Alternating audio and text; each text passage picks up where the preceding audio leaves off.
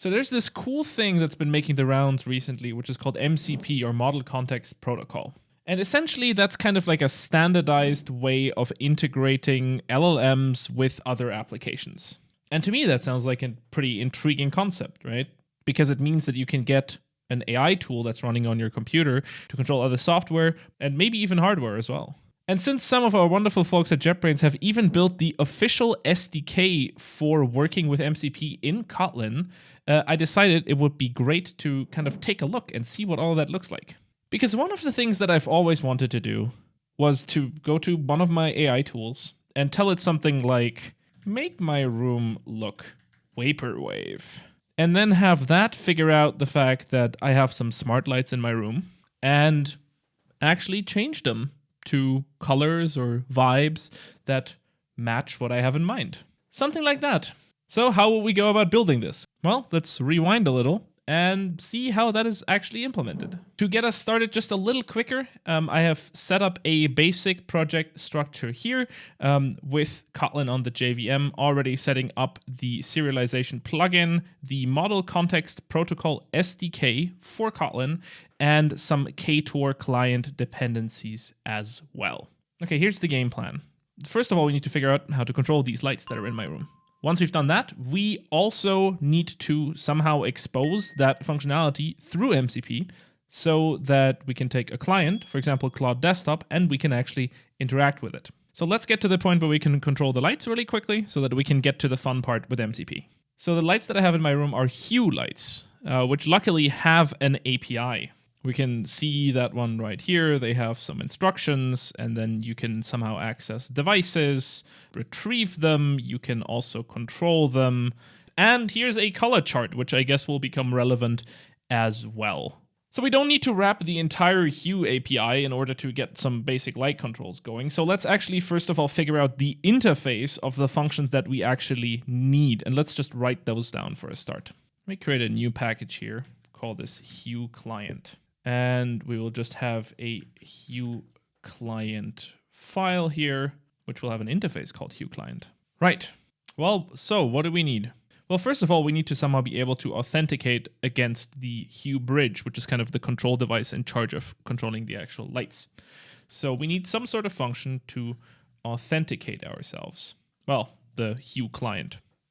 Judging by the documentation, that typically takes an app name. And it also needs some credentials. Now, since this actually requires me to like physically press a button on the device, I've already done that previously, so we don't really have to deal with that right now. We are just going to give this function a credentials path, which is just going to be a string. And then off camera, I'm just going to quickly add my credentials as like a TXT file into this project. So now we have the credentials here as well, and this will just take the credentials path. What else do we need to do? Well, we need to be able to find the lights in my room. So like find light IDs for room. In this case, I would like to have the room name, and that should return me some sort of list of IDs. Well, and then we'd also need to actually control the lights. So we actually need to set the light state. And looking at the documentation here, that first of all takes a light ID, then that can determine whether or not we want it to be on. Brightness seems correct, but in fact in the API that's a double. Then we have the color gamut in the X coordinate, which is a double. We have the same in the Y direction, and we have the dimming, which is also a double. And actually all of these are nullable because they are not strictly required. All right, so now we would typically sit down with Ktor on the one side, documentation on the other side, and just implement this interface. Since this is a very mechanical task, I actually don't want to do this myself right now. So here's what we're going to do. Because I have Junie installed right here, which is an AI agent that we are building at JetBrains. And this seems like a perfect task for Junie. So here's what I'm going to do. I am just going to create a quick directory here called Junie. And in here, I'm just going to create a hue getting started.txt file. We don't need to add this to Git. Now we'll just take a look here at our getting started documentation. I'm just going to grab this, all of it.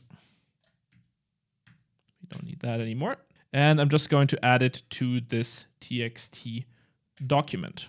All right, let me quickly type out the task for Junie here, and then we'll talk about it. So here's what I came up with. I want Junie to create a client to control my smart lights, right? It should implement the Hue client interface. I'll tell it where my credentials are, which is credentials.txt. I'll also tell it where my physical Hue bridge actually runs, like the device that controls these. And I'll also tell it that the room that I am in right now has 4 lights. Well, there's 3 of them right there, and then one that you can't see. Just to make sure that it really stays focused on this task, I'm also going to tell it that I already have all the dependencies set up. And here's something which I figured would be clever. We'll tell it to write an integration test that actually tests against the office lights, which means if it ever makes a mistake, the bridge will tell it that a request was, for example, malformatted. Great, with that, I think we can send it off to Junie and I can just refill my cup of tea for a second here. Hi, post-production Seb here. So while I am over in the kitchen making some tea, Junie is getting to work. As you can see, it starts by understanding what's going on in the project. And it also reads the Hue Getting Started document that outlines how to implement the API client. And from here, Junie writes an implementation, it writes an integration test, and then it runs that integration test. So Junie can actually autonomously validate that it did the right thing, which it actually didn't do on the first try. And you can see that in the test output window. So it makes some changes that also result in a failure of the test. It adds a little bit of debug logging to understand what exactly is going on, in pretty much the same way that I would probably do it. And finally arrives at a solution that actually passes the test. And with that, Junie has done in a little over 3 minutes what would have taken me a little longer and would have quite frankly been quite boring to do. All right, back to recording, Seb. All right, Junie says it's done. And it had a test that passed, which I can run right now. And that turns off the lights and turns them back on. And turns them a different color. And turns them back to white. Nice, okay. Well, that's pretty much exactly what we needed. Great, so 1 teacup later, we can actually move on to MCP. Of course, in any real project, you would conduct a thorough review of the code that was generated here. We can still take a quick look. By reviewing the code, we might actually still learn something. For example, the fact that Junie actually correctly had to disable the SSL certificate verification. That's because this is a local device running on a local IP address, so it doesn't have a domain attached to it where this verification could otherwise work. Then we can, of course, see if the code that was generated was to our liking. And if not, we could either ask a follow-up question to Junie or just make the changes directly. For example, if I were to write this code, I would probably not create the JSON objects ad hoc like Junie did here using the build JSON object builder function, but instead I would have like add serializable data classes. Again, Junie could change that for us, but that's not really why we're here. We're here to learn about MCP. Let's start building on that. I'm just going to quickly commit what we have here, and then I'm going to create us our new package called Hue MCP. And now it's time to build the actual MCP server. Like I said when we started, I already have the Kotlin SDK for the Model Context Protocol set up that is built by a couple of our wonderful JetBrainers, which means we can actually start writing code right now. The first and most important thing is actually creating a server. That would be of type Model Context Protocol server. And since this is going to be quite a long definition, I'm just going to create ourselves a little function that would do exactly that and gives us one of those things back. We then actually also need to decide how our server is going to communicate with the MCP client, like for example, Claude Desktop. The 2 ways of doing this that are outlined in like the MCP specification, as far as I can tell, are server sent events and standard I/O. Server sent events are not supported in Claude Desktop at the moment, so we're going to go with standard I/O. So we can define ourselves a standard I/O server transport, which is just a standard I/O server transport. That needs 2 things, an input stream and an output stream. And since we're doing standard I/O, those are just our regular old streams. That's system in as a source, which will buffer. And as the output, we have system out as sync. And that one's also buffered. there's something that's really, really important to remember when we are using standard IO as the transport layer, which is that we can't do any fun print line debugging, because anything that you print line will go to system out. So it will be received by the client. The client will get confused because it won't understand the type of message that you send. So before I forget that, let me actually make sure that any debug, like print line statements that were added to the Hue client implementation are removed. There's a couple of them. I'm just going to get quickly rid of them. All right, all gone. I just know that otherwise I'm going to forget that. All right, now it's time to actually start that server. So let's do server.connect via that transport. As we can see, this is a suspending function. So I'm actually going to wrap this into a run blocking block. And this should typically be everything, but the current version, unfortunately, doesn't quite wait on the connections yet. So we need to do a tiny little workaround. We'll simply create a new job, and then with our server, we will register an onClose callback, which completes that job. And that means that we can wait for this job. This is just to keep the server alive. Right, that's the basic mechanics out of the way. Now it's time to actually specify what it is that our server is doing. So the server that we will return in the end is of type server, and that is what we will return. The server needs a server info, which is of type implementation, and options. And we can fill that in like a form. First, we need to provide a name, Hue Office MCP. And that also specifies a version, 1.0.0. We also need to specify the options. Now, one of the things that these outline are the capabilities, because MCP servers can actually expose a number of different capabilities. The one that we're most interested in are tools, so things that can actually be used by the model. But there are also other things that can be provided via MCP, like resources, which can be read for context by an LLM, or specific prompts. In our case, we just want our capabilities to specify the server capabilities of type tools. So here we are simply saying that we are offering tools to the LLM, and we can feed that back in as well. Great, so now let's build the tools that we want the AI to be able to invoke. And those will pretty much closely mirror what we have in our Hue client. Specifically, we want our assistant to be able to find light IDs for a room and also set their state given all of these properties. So let's add some tools.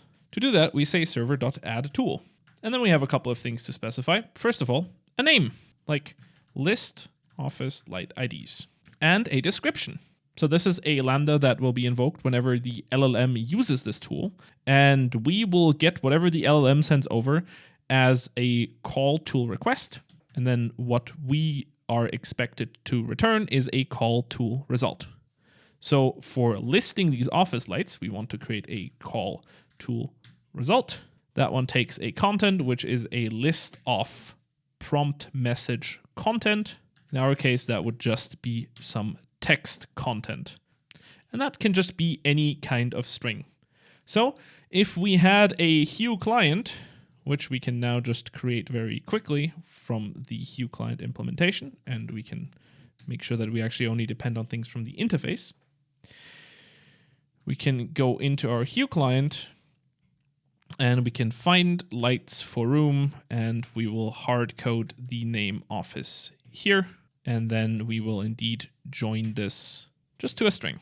Well, one of the blessings and curses of working with LLMs is that the API surface is somewhat squishy. Like, I don't really need to provide a specific schema or a specific JSON format. I can just kind of throw them in a way that the LLM will probably understand. Comma-separated list seems good enough.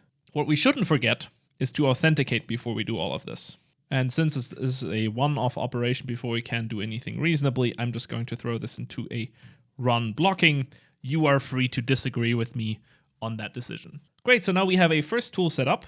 Now we actually need to be able to control things. And that is just a second tool. So we'll add another tool. Call that one setLightState. This is also a great place to give a little bit of extra information. For example, when I tested this manually, I was a little confused about the fact that while the brightness is a double, it actually goes from 0 to 100. So we can even add here that brightness goes from 0 to 100. Great. Once again, we need to specify our lambda, which then hopefully at the very end just creates a call tool result. and we'll just tell it the changes have been applied. And the implementation of this tool is slightly more complex because while last time we kind of just expect a call without any parameters, it's different now. Now, all the kind of things that we have in our Hue client when we call setLightState, all of these properties, they somehow need to come from the LLM. The way we tell the LLM that these are the things that are available is called an input schema. And that is something that we can add to the definition of our tool, which is really just a tool.input. And this one, as its properties, just takes a JSON object that kind of describes as a schema what kind of data should be able to be passed in. So we can just say build JSON object since we have Kotlin X serialization configured in this project. And then we have a couple of different elements that we want to put in here. I'm going to import the one that's a string to string key here. It's really just a couple of properties, right? So we have on, we have brightness, which is a number. Color gamut X, Y, and dimming also all seem correct. However, we shouldn't forget about the light ID. Great, with the schema in place, we can pass it to the server add tool as one of the properties, just the input schema. We can actually rename this and call it setLightState input schema. Let's wire these things back together. We receive the input arguments as a JSON object. So we can actually just extract these out. First of all, the ID is input arguments, and then we would get those at light ID like we specified right here. And that is a JSON primitive whose content we're interested in. The ID is the only one that's non-nullable, so we're just gonna use the bang bang operator here as a quick shortcut. And we need to do the same for the other properties, though these will be optional. So on is indeed the arguments JSON primitive Boolean or null. The brightness is a double, and the color gamuts are indeed also doubles. Remains as dimming, and we're done. Now let's thread this into our actual Hue client, which is just a single line where we pass all of these operations in. And after that, we're done. Okay, so now that we've actually implemented it, it's time for us to package all of this up in a way that we can test it from an inspector, for example, or then also just call it directly as an MCP server from one of our desktop clients. Packaging all of this up can be done pretty quickly via the application plugin in Gradle. So if I just import that one real quick, I'll be able to specify an application block. And here I can set the main class. In our case, that would be our MCP server. So I think I should be able to just grab myself, for example, here, the main function, and I'll copy a reference to it. Under distribution, the application plugin adds something called install dist. And that one creates in your build folder an install directory, which under bin provides a shell script and a batch script to execute your program. So for example, if I were to run this HueLight MCP, it would actually run the project, and it would then promptly explode because I'm doing it from a different working directory where the credentials.txt is not present. There are, of course, nice ways to fix this, but since we are kind of like in a development cycle here, I'm going to cheat a little bit, and I'm just going to grab myself the absolute path so that we don't have to spend too much time on this. With that out of the way, we can see that it's now waiting for input from the server. To get some insights into our own application, we're going to be using the MCP inspector, which we can find on GitHub. That's a tool for like debugging and testing things. Startup is very easy. We can just grab this npx command. We don't really care about the node part at the back there. We can run this, and then that starts as a local MCP inspector. Over here, it expects the command. So this is where we pointed to the startup script. We will just give it the absolute path to that, and then we can hit connect. And now our MCP server is running. So good job us. We can actually hit something like list tools. We can run the list office light IDs tool, grab ourselves one of these IDs, go to set light state, and maybe set on to false. And then if we run that, well, that was the one light that's off screen. So let me do that again. We'll grab ourselves the second ID and setting that to false. Turned off one of the lights. Very nice. Getting a little dark in here, so let's turn that one back on. The only thing that really remains is wiring it up with Claude desktop, for example. So here is Claude, for example. And if I just open the settings, here they are. There's a developer section where we can edit specialized things for the MCP service. So you can see in my local installation here, I actually already have one MCP server configured, which is JetBrains. Because that's right, your JetBrains IDEs can actually also act as MCP servers for tools like Claude, meaning that Claude can interact with your IDE. For example, we might ask Claude a question about our integration test. Let's ask it in the integration test, what colors are the lights set to? And this will now use the JetBrains MCP integration to interact with our code base. And it can see that it can read the code that's in our project, navigate it, find things, and could even write some code as well. So now, onto our own integration. Back at the settings, I'm just going to edit this configuration. So time to specify our own MCP server. We can just kind of use this as a template. In our case, we'll call it something like QMCP. We'll have to provide a command, in this case, that is once again the absolute path to our startup script. And we don't need to provide any kind of arguments. And I'm just going to restart the Claude desktop app. And from there, it's as easy as setting my office lights to vaporwave colors. First, it knows that it needs to figure out which IDs there are, so we'll allow that. It calls into our tool, gets back the correct IDs, and then we'll allow it to set the light state. And just like that, lights change color. Gorgeous. Or maybe we feel more like jungle colors instead.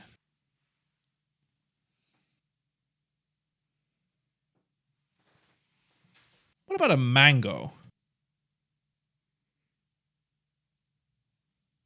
So as we have seen, it does not take a lot to write your first MCP server using Kotlin, especially if you already have the rest of the system existing. Here we just delegated the implementation of the entire API client to Junie. But I hope that you see that if you have an already established application, that the Kotlin SDK for MCP makes it quite easy to integrate with AI tools. If you want to learn more, we'll include a whole bunch of relevant links down in the description. And that will also include the source code for this very project, so you can take a look and maybe fix some of the things where I took a shortcut. Well, I think it's time for me to do a dramatic exit, so it's time to turn off the lights. I'll see you in the next one. There's one extra light that's not smart, so I'm just gonna